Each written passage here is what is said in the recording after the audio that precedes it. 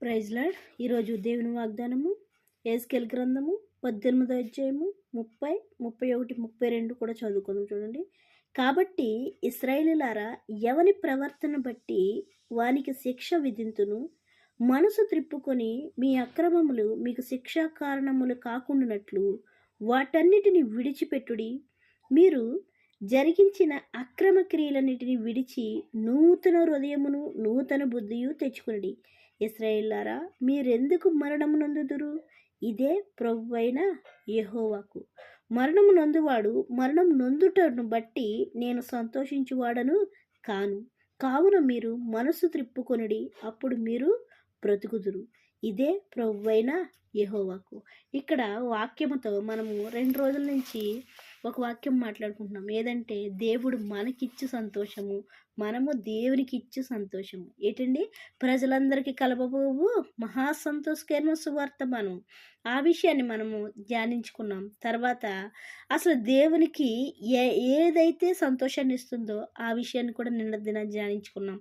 ఈ రోజుని ఇంకా పూర్తిగా దేవుని సంతోషపరిచే విషయాలు ఏంటనేది క్లియర్గా రాసి ఇక్కడ దేవుడు మనకి తెలియపరిచేవాడుగా ఉన్నాడు. వాక్యంతో మనతో మాట్లాడేవాడుగా ఉన్నాడు.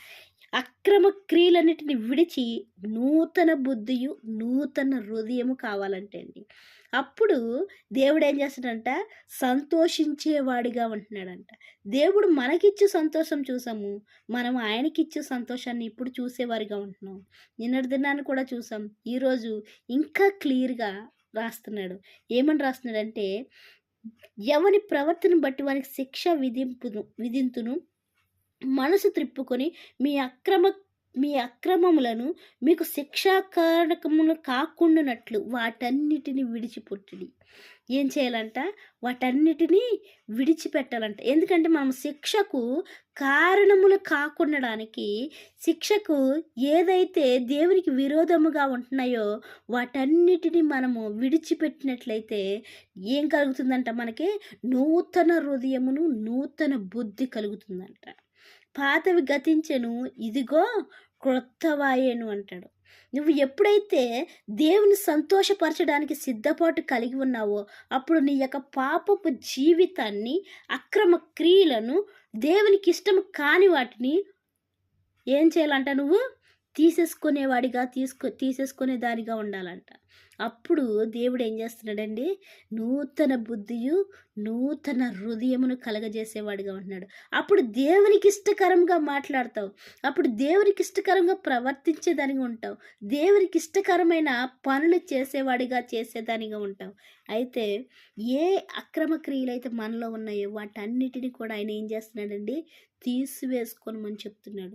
ఎందుకంట తీసివేసుకోమంటున్నాడు ఆయన?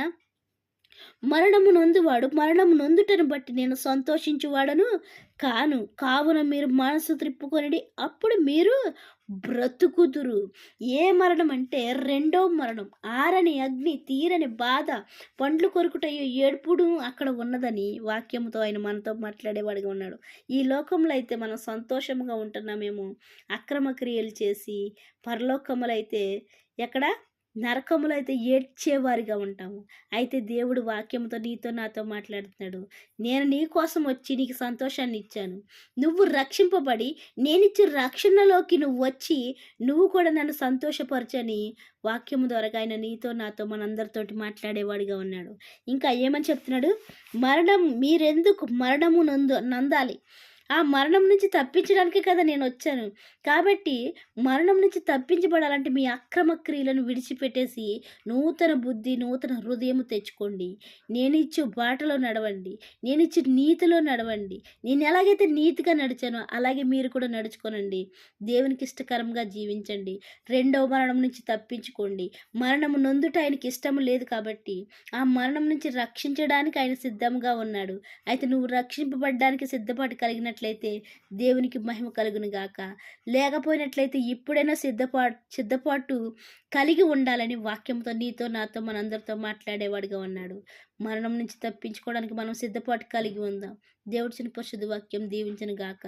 వాక్య పరిచర్యలో మీ సహోదరి. ఆమేన్.